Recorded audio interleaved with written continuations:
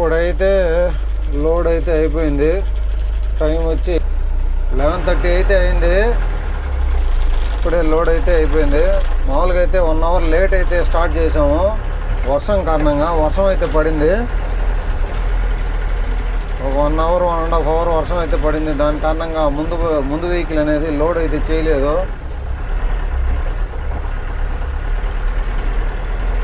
దానివల్ల 9కు లోడ్ పెట్టాల్సింది 10కి అయితే పెట్టాను. 1.5 అవర్కి లోడ్ అయిపోయింది. ఇలా అయితే స్టార్ట్ అయ్యాము 11:30కి.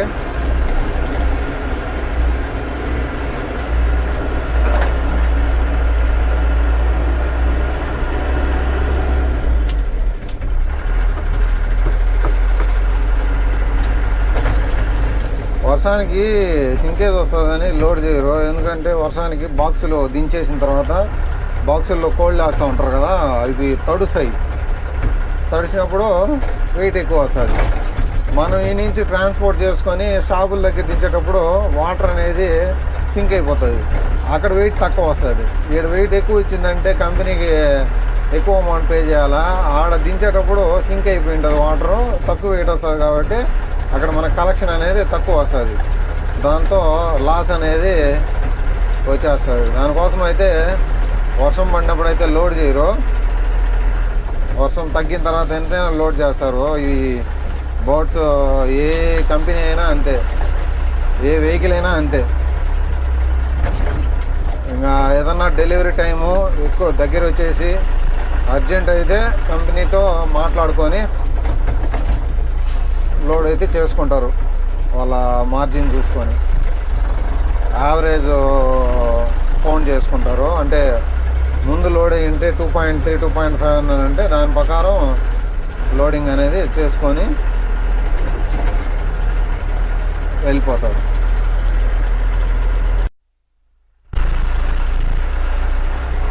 చూడవచ్చు ఫామ్ దగ్గర నుంచి కొద్ది దూరం వచ్చాక రోడ్డు అయితే ఎలా ఉందో.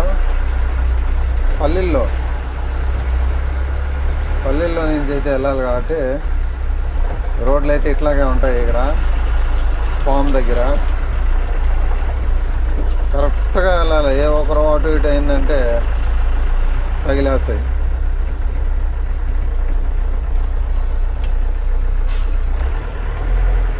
ఇక్కడైతే రైడ్ తీసుకున్నాము. పెనుమూరు నుంచి ఒక 4 కిలోమీటర్లు అయితే వచ్చాము. చిత్తూరు రూట్లో పెనుమూరు నుంచి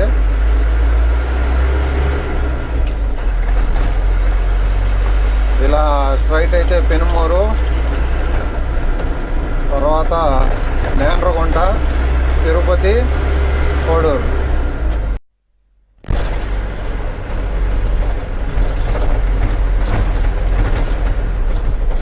ప్రజెంట్ వచ్చి పెనుమూరు.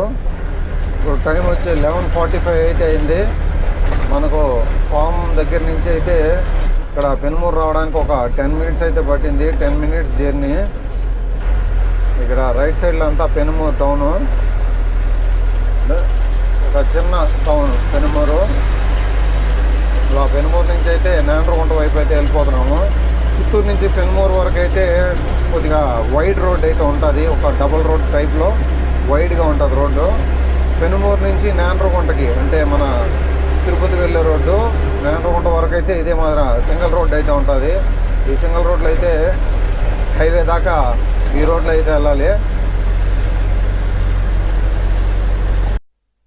చూడవచ్చు ఒక చిన్నపాటి ఫారెస్ట్ ఏరియా.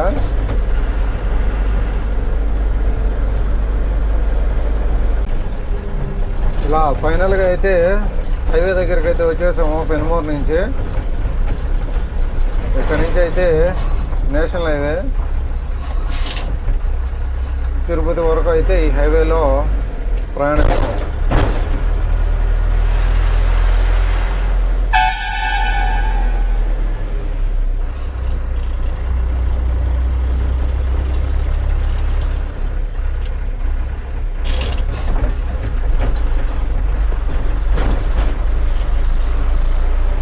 హైవేలోకైతే ఎంటర్ అయినాము. ఫుల్ ఇంకా ట్రావెల్స్ బస్సెస్, ఇంకా హైవేలో తగ్గేదేలే.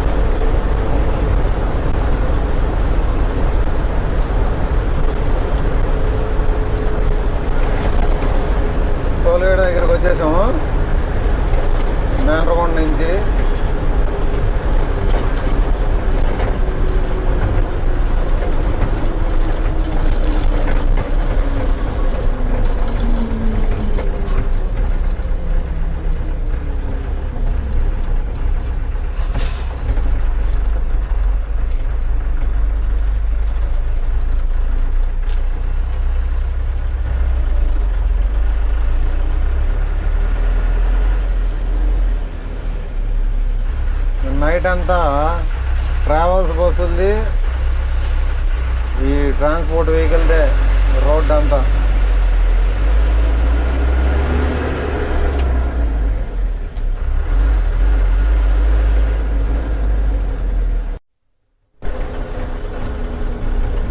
ఇక్కడ ఏదో యాక్సిడెంట్ అయితే అయింది కారు.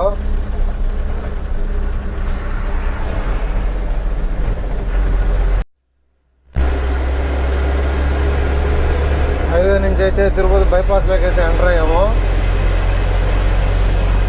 తిరుపతి బైపాస్లో ఇలా ఒక 12-13 కిలోమీటర్ అయితే వెళ్ళాలి. అక్కడి నుంచి మన కోడూరు రోడ్ అయితే కట్ అవుతాము.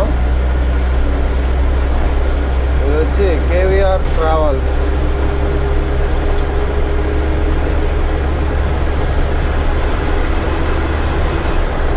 Sleeper come seater.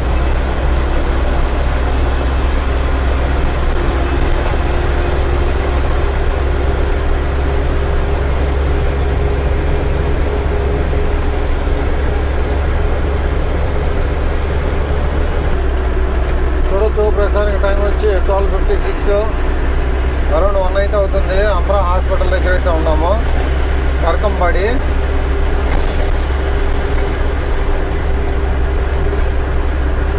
ఇలా 11:30కి అయితే స్టార్ట్ అయ్యాం కదా, 1.5 అవర్ జర్నీ అయితే పట్టింది ఇక్కడికి.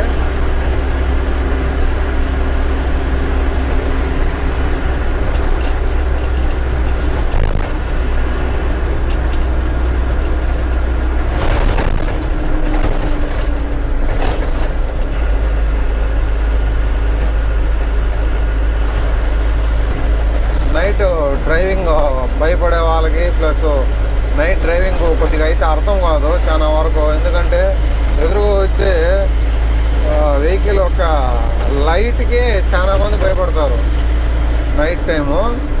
కాబట్టి జర్నీలో మనకు మెయిన్గా లైటింగ్ అడ్జస్ట్మెంట్ అనేది ఉండాలి. మనము ఏ వైపు చూస్తే తోలగలుగుతాము, మన లైటింగ్ ఏ మార్జిన్లో ఉంది అదైతే తెలియాలి. ఫస్ట్ లైట్ కండిషన్ అనేది చెక్ చేసుకోవాలి వెహికల్కి. వర్షాకాలంలో వచ్చి వాషర్ వాటర్ ఉంటాయి కదా, వాషర్ వాటర్ అనేది కంపల్సరీగా ఉండాలి. ఎందుకంటే వర్షం పడుతూ ఉంటుంది, ముందు పక్క వెహికల్లో తుంపర్లన్నీ మన అద్దం మీద పడుతూ ఉంటాయి. కాబట్టి అది క్లీన్ చేయాలంటే మనకు వాషర్ వాటర్ అనేది కంపల్సరీ. వాన పడి ఆగిపోయింటుంది, అట్లాంటప్పుడు మన అద్దం మీద వర్షం పడదు, తుంపర్లు పడతాయి. మట్టి వైపర్ వేసామంటే మసకగా వచ్చేస్తుంది. వాషర్ వాటర్ ఉన్నాయంటే క్లీన్ చేస్తుంది. అది వర్షాకాలం. ఈ నైట్ టైం వచ్చి లైటింగ్ మెయిన్. ఇప్పుడు చూడండి, ఈ వెహికల్ లైటింగ్ ఫుల్ ఫోకస్ మొత్తం వచ్చి ఒక 2 LED లైట్లు, 2 వచ్చి పెద్ద ఆటో బాల్లు, 2 వచ్చి హెడ్ లైట్లు, మొత్తం 6 లైట్లు అయితే ఉన్నాయి. నేను ఎక్కువ అయితే 4 లైట్లు అయితే ఉపయోగిస్తాను. 2 హెడ్ లైట్లు, 2 LED లైట్లు. అవి హెడ్ లైట్లు కూడా ఫోకస్ తక్కువ, ఓల్డ్ వెహికల్ కాబట్టి అరౌండ్ ఒక 10 ఇయర్స్ అయితే దాటేసింది వెహికల్. LED లైట్లు అయితే పనిచేస్తాయి. మెయిన్గా LED లైట్లు అనేది వాడండి. LED లైట్ల వల్ల ఎక్కువ లాంగ్ డిస్టెన్స్ అనేది పడుతుంది, ప్లస్ మనకు రోడ్ అనేది వైట్గా కవర్ అవుతుంది. ప్లస్ ఈ మామూలుగా హెడ్ లైట్లు వచ్చుంటాయి కదా కారుకి కానీ ఏదైనా వెహికల్కి, ఆ లైటింగ్ అనేది షార్ట్ డిస్టెన్స్లో కవర్ చేస్తుంది. LED అనేది కొద్దిగా లాంగ్ డిస్టెన్స్లో కవర్ చేస్తుంది. లైటింగ్ అనేది మెయింటైన్ చేయాలి నైట్. ప్లస్ మార్జిన్ అనేది ఫాలో అవ్వాలి. ఇప్పుడు చూడండి, ఈ వెహికల్ ఎలా వెళ్తుందో మార్జిన్లోనే వెళ్తుంది. ఓవర్టేకింగ్ చేసేటప్పుడు తప్పితే మిగతాటప్పుడు మార్జిన్ అనేది తప్పదు. ఓవర్టేకింగ్స్ చూసుకొని డిస్టెన్స్ కూడా, ఇప్పుడు వెహికల్ అనేది కొద్దిగా డిస్టెన్స్లో ఉంది కాబట్టి కొద్దిగా డిస్టెన్స్లో ఉంది కాబట్టి ఓవర్టేక్ అనేది చేయకూడదు. ఇప్పుడైతే వెహికల్ ఏం రాలేదో చూసుకొని ఇలా కట్ చేసుకొని అయితే మార్జిన్ దాటుకొని రావాలి. మెయిన్గా మార్జిన్ అనేది ఫాలో అవ్వాలి నైట్ టైము. ఎదురుగా వచ్చే వెహికల్ లైటింగ్ అనేది అస్సలు చూడకూడదు. మనం ఎదురుగా వచ్చే వెహికల్ లైటింగ్ అనేది చూసామంటే మన కంట్రోల్ తప్పదు, మన ఐస్ అనేది బ్లాంక్ అయిపోతాయి. కాబట్టి ఎదురుగా వచ్చే వెహికల్ లైటింగ్ అయితే అసలు చూడొద్దు. ఎదురుగా వెహికల్ వస్తూ ఉన్నా కానీ వాళ్ళు సరిగా వస్తారా లేదా మనకు మార్జిన్ అర్థమైపోతుంది. మనము మన లైటింగ్ మన మార్జిన్ అయితే కరెక్ట్గా చూసుకోవాలి. ఇప్పుడు చూడండి, ఒక వెహికల్ వస్తున్నాడు, వీడికైతే ఎల్ఈడి లైట్లు ఉన్నాయి, నాకైతే కళ్ళు అంత బ్రైట్గా ఉంది ఎల్ఈడి లైటింగ్ చూడొచ్చు ఆ కార్కి. వాడిని నా వెనకాల వస్తూ ఉంటేనే నాకు అంతగా బ్రైట్గా కనిపిస్తుంది లైటింగ్. కాబట్టి మెయిన్గా లైటింగ్ అయితే ఇంపార్టెంట్, ప్లస్ మార్జిన్ అనేది ఫాలో అవ్వాలి. ఎదురుగా వస్తుంది కదా, ఆ వెహికల్ లైటింగ్ చూస్తా తోలేనంటే నాకు మార్జిన్ తప్పిపోతుంది. కాబట్టి ఎదురుగా వచ్చి వెహికల్ లైటింగ్ అసలు చూడకూడదు. ఇప్పుడైతే ఎక్కువగా ఎల్ఈడి లైటింగ్ వచ్చేస్తున్నాయి కార్లకి వాటికి. ఆ లైటింగ్ అసలు చూసామంటే ఫుల్ బ్లాంక్ అయిపోతుంది మన ఐస్, మన మైండ్. కాబట్టి ఎదురుగా వచ్చే వెహికల్ లైటింగ్ పూర్తిగా అవాయిడ్ చేయాలి. మెయిన్ అదే reason. Night driving first tip అంటే ఎదురుగా వచ్చే వెహికల్ లైటింగ్ అసలు చూడకూడదు. ఇప్పుడు ఎన్ని వెహికల్స్ వెళ్తున్నాయి, ఆ వెహికల్ లైటింగ్ చూస్తూ కూర్చున్నామంటే మన మార్జిన్ మనం మిస్ అయిపోతాం, మన డ్రైవింగ్ మనం మిస్ అయిపోతాం. ఆ వెహికల్ని వదిలేయాలి, ఆ లైటింగ్ని మనం చూడకూడదు. మన ఫోకస్ ఏంది, మన మార్జిన్లో వెళ్తున్నామా లేదా చూడండి. ఈ 2 లైన్లు ఉన్నాయి కదా, ఈ 2 లైన్లు వెళ్తున్నామా లేదా, అదైతే ఇంపార్టెంట్. చూసారు కదా ఎలా దాటేసాము వెహికల్స్ని. ముందు పక్క ఏ వెహికల్, అది అంబులెన్స్, ఆ వెహికల్ స్పీడ్గా వస్తుందా లేదా, ఎంత డిస్టెన్స్లో వస్తుంది, ఇలా అయితే చూడాలి. వెహికల్ లైటింగ్ చూడకూడదు. వెహికల్ లైటింగ్ చూసామంటే అయిపోయి, మనం ఏం చేయలేము, డ్రైవింగ్ చేయలేము, ఓవర్టేక్ చేయలేము. కాబట్టి నైట్ పూట ఎదురుగా వచ్చే వెహికల్ లైటింగ్ అయితే అసలు చూడొద్దు. మార్జిన్ ఫాలో అవ్వండి. లైటింగు బాగా బ్రైట్గా ఉండేటట్టు చూసుకోండి. ఎదురు ఎల్ఈడి కానీ హెడ్ లైట్ కానీ. ఏ జర్నీ అయినా సరే ఫస్ట్ బ్రేక్ కండిషన్ అనేది చెక్ చేసుకోవాలా. వర్షాకాలంలో వాషర్ వాటర్ మెయింటైన్ చేయాలా. వైపర్ బ్లేడ్లు అనేది మార్చుకోవాలా. వైపర్ బ్లేడ్స్ వస్తాయి అద్దానికి, అవైతే yearly once rainy season start అయ్యేప్పుడు మార్చుకోండి. ఎందుకంటే ఆ రబ్బర్లో హార్డ్ అయిపోతాయి సమ్మర్ టైంలో ఎక్కువ ఎండకి ఎండడం వల్ల. ఇవి ఒక సింపుల్ టిప్స్ అనేటివి. ప్రస్తుతానికైతే మామూడూరు దగ్గరికి అయితే వచ్చేసాము. ఇక్కడ నుంచి ఒక మనకు 30 కిలోమీటర్స్ అయితే ఉంటుంది రైల్వే కోడూరు. 30+ కిలోమీటర్స్ ఇలా జర్నీ అయితే సాగుతుంది.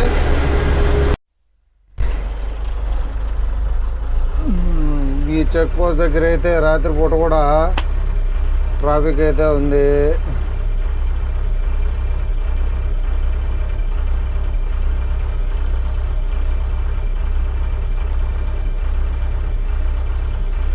చెక్ పోస్ట్ వచ్చి బాలుపల్లె చెక్ పోస్ట్, ఆంధ్రప్రదేశ్ అటవీ తనిఖీ కేంద్రము బాలుపల్లి.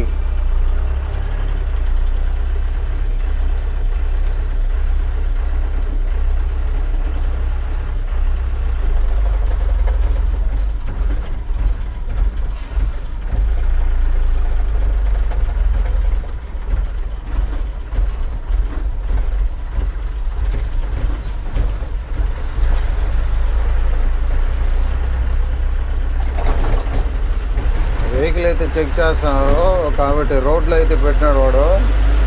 దానివల్ల అయితే ట్రాఫిక్ అనేది జామ్ అవుతుంది.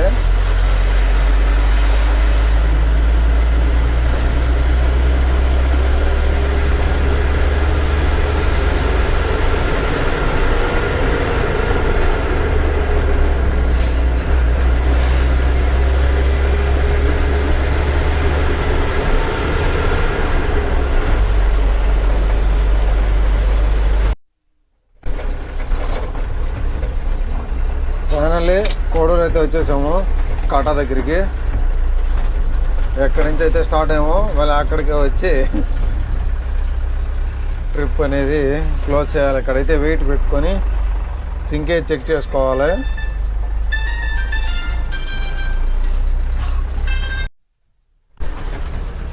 ఫైనల్లీ ట్రిప్ అయితే సక్సెస్ఫుల్గా కంప్లీట్ అయిపోయింది. ఇవాళ వచ్చి సండే మార్నింగ్ కోడూరు టౌన్లో అయితే ఉన్నాము. ట్రిప్ అయితే సక్సెస్ఫుల్గా కంప్లీట్ అయిపోయింది. వీడియోస్ కానీ నచ్చినట్టయితే లైక్ చేయండి, సబ్స్క్రైబ్ చేసుకోండి. మరిన్ని మంచి వీడియోలు చేయడానికి ప్రయత్నిస్తాను. ట్రిప్ అయితే సక్సెస్ఫుల్లీ కంప్లీట్ అయిపోయింది.